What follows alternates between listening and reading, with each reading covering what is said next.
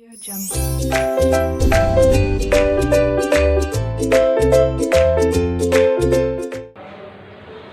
students once again on the online lectures. So today we are going to take the SP subject and the topic is types of preference shares.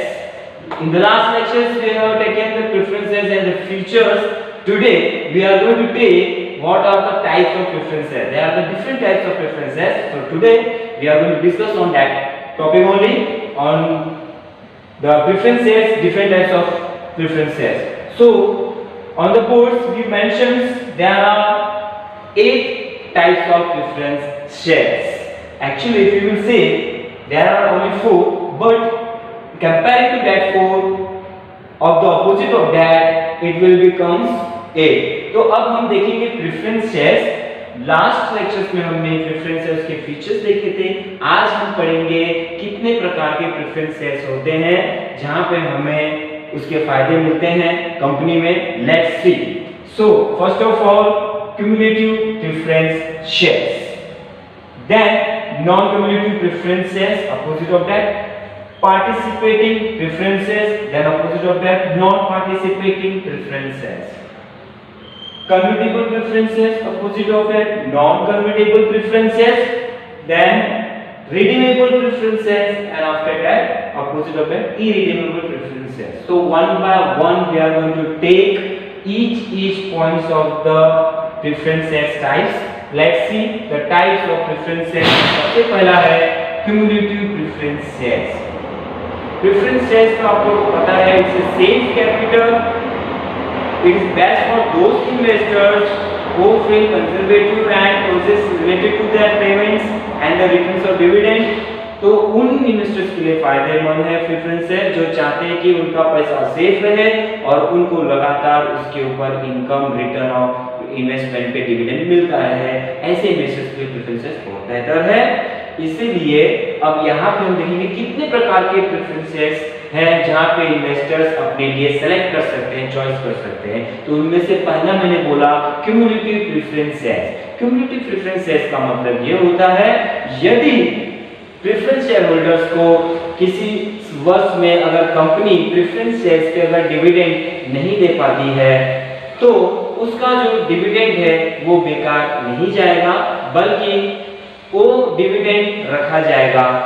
यहाँ तक कि अगर एक साल नहीं दिए या कुछ वर्ष तक अगर कंपनी किसी कारण प्रॉफिट न कमाने के कारण अगर नहीं दे पाती है तो ये सारे 1 इयर्स के या मोर इयर्स के जो डिविडेंड है वो एक्यूमुलेटेड होते रहते हैं जब तक वो प्रेफरेंस शेयर्स को दे ना दे.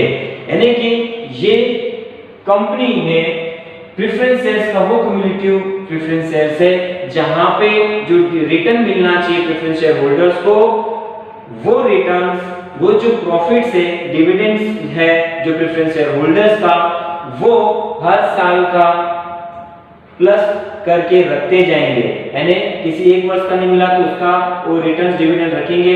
नेक्स्ट ईयर भी नहीं मिलेंगे तो नेक्स्ट ईयर भी वो फॉरवर्ड होकर वो प्लस होगा.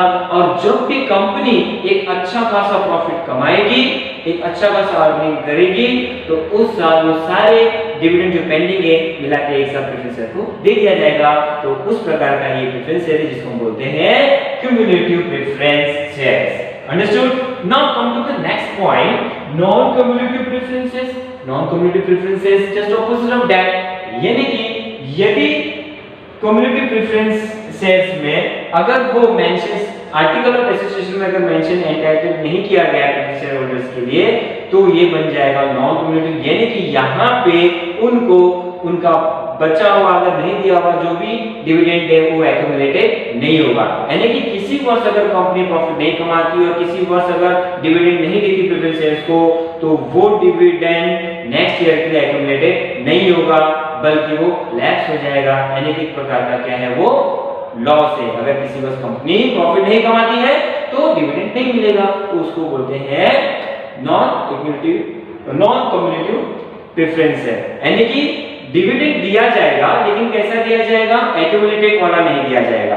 तो कौन सा दिया जाएगा, जो उनका फिक्स रेट वाला है वो दिया जाएगा.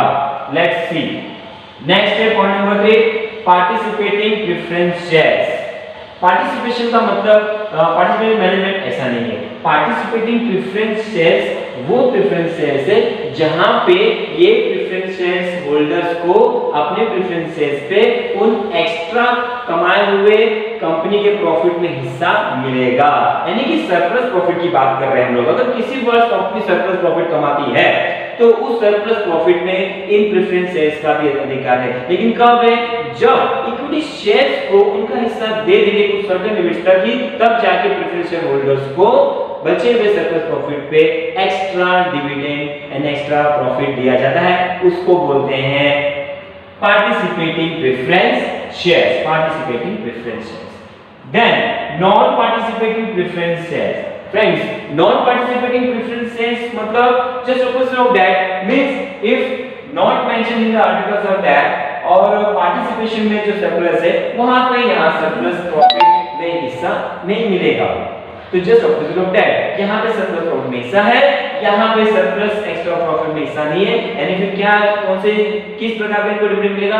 फिक्स रेट में जो होता है जो इशू करते हैं उस समय जो तय रहता है वो रेट ऑफ उनको डिविडेंड मिलेगा, यानी एक्स्ट्रा नहीं मिलेगा। Then come to the next point आते हैं। फिफ्थ पॉइंट पे कन्वर्टिबल प्रेफरेंस है। कन्वर्टिबल प्रेफरेंसेस का मतलब होता है यहाँ पे जहाँ की प्रेफरेंस शेयर होल्डर्स का कुछ समय बाद कुछ लिमिटेड या कुछ स्पेसिफिक पीरियड होता है, टाइम होता है प्रेफरेंस शेयर्स का, वो समय होने के बाद उनका जो प्रेफरेंस शेयर्स है वो इक्विटी शेयर्स में बदल जाएगा। उसको बोलते हैं कन्वर्टिबल प्रेफरेंस शेयर। तो उसके बाद में preference share holder equity share holder बन जाएंगे, को ओनर से रियल ओनर बन जाएंगे और इनका जो प्रेफरेंस शेयर्स के माध्यम से जो कंपनी में इन्वेस्टमेंट है वो परमानेंट इन्वेस्टमेंट कहलाएगा। लेकिन उस स्पेसिफिक पीरियड जो प्रेफरेंस शेयर्स का है वो होने के बाद उनका प्रेफरेंस शेयर्स इक्विटी शेयर्स में कन्वर्ट होता है, तो होता है convertible preference shares. Next point पे आएंगे हम लोग नॉन कन्वर्टिबल प्रेफरेंस शेयर्स, यानी कि जो सपोज लुक है, यानी कि ये वो प्रेफरेंस शेयर्स है जो कभी भी इक्विटी शेयर्स में बदलेगा नहीं, यानी कन्वर्ट नहीं होगा। आप प्रेफरेंस शेयर तो प्रेफरेंस शेयर्स ही होल्डर रहोगे। नेक्स्ट आते हैं हम लोग सेकंड लास्ट पॉइंट पे, redeemable preference shares. Redeemable preference shares का मतलब होता है, रिडीमेबल का मतलब होता है कि जब भी आपका जो प्रेफरेंस शेयर्स का जो स्पेसिफिक पीरियड का टाइम जो पूरा हो जाता है तो उस समय कंपनी उनको पैसे वापस लौटा देती है, यानी रिटर्न ऑफ इन्वेस्टमेंट हम इसको बोल सकते हैं। तो उसको बोलते हैं रिडीमेबल प्रेफरेंस शेयर, जहां पे पेड अप करती है कंपनी प्रेफरेंस शेयर होल्डर्स को उनके स्पेसिफिक पीरियड ऑफ टाइम के बाद, उसको बोलते हैं रिडीमेबल प्रेफरेंस शेयर। तो रिडीमेबल का मतलब ये होता है कि आपका समय अगर हो गया है, स्पेसिफिक पीरियड हो गया है प्रेफरेंस शेयर्स का, तो प्रेफरेंस शेयर्स को सामने से कंपनी उनके पैसे को क्या करेगी? रीपेड करेगी, रिफंड करेगी, उसका मतलब होता है रिडीमेबल। तो ये था रिडीमेबल प्रेफरेंस शेयर्स। और वो भी इक्विटी शेयर्स के देने के पहले जो भी पैसा है, जो भी रिटर्न है, जो भी रिफंड है, इक्विटी शेयर्स होल्डर्स को देने के पहले प्रेफरेंस शेयर होल्डर्स को दिया जाता है, उसको बोलते हैं redeemable preference shares. It's very good. Last point हम लोग देखते हैं इरिडीमेबल प्रेफरेंस शेयर्स। इरिडीमेबल का मतलब होता है जस्ट अपोजिट ऑफ दैट, मतलब कि स्पेसिफिक पीरियड इसमें नहीं मेंशन है, ये वाइंडिंग अप तक के लिए रहता है। ये प्रेफरेंस शेयर जो है वो तब तक नहीं मिलेगा जब तक कंपनी वाइंडिंग अप पे नहीं चली जाए। At the time of winding up of the company, तब जाके कंपनी प्रेफरेंस शेयर होल्डर्स को क्या करेगी? उसका जो इन्वेस्टमेंट है किया हुआ वो उसको रिफंड करती है। क्लियर है? और उसके बाद में इक्विटी शेयर्स होल्डर्स को। तो ये था रिडीमेबल प्रेफरेंस शेयर्स, यानी कि यहाँ पे आपको रिडीम का कोई चांस नहीं है। हाँ, जब कंपनी वाइंडिंग अप पे आती है तो ही जाके इक्विटी शेयर्स के पहले आपको लौटाया जाता है। तो ये था इरिडीमेबल प्रेफरेंस शेयर। लेकिन अगर आप देखेंगे सब सेक्शन 55(1) के हिसाब से, कंपनीज एक्ट 2013 के हिसाब से अब कोई भी company irredeemable preference share issue करती नहीं है। So now it's become very safe. तो इस प्रकार का ये टाइप का प्रेफरेंस शेयर्स का और इस प्रकार का एकदम सेफ्टी वाला वेरी सेफ कैपिटल वाला इन्वेस्टमेंट वाला प्रेफरेंस शेयर था, और अलग अलग प्रकार की ये सारे टाइप्स थे जो आज आपने पढ़े समझे। तो आज के लिए आप लोगों का बहुत बहुत धन्यवाद लेक्चर सुनने के लिए। So every students, thank you very much. हम लोग फिर दोबारा दूसरे पॉइंट के साथ मिलेंगे, तब तक के लिए धन्यवाद। Thank you.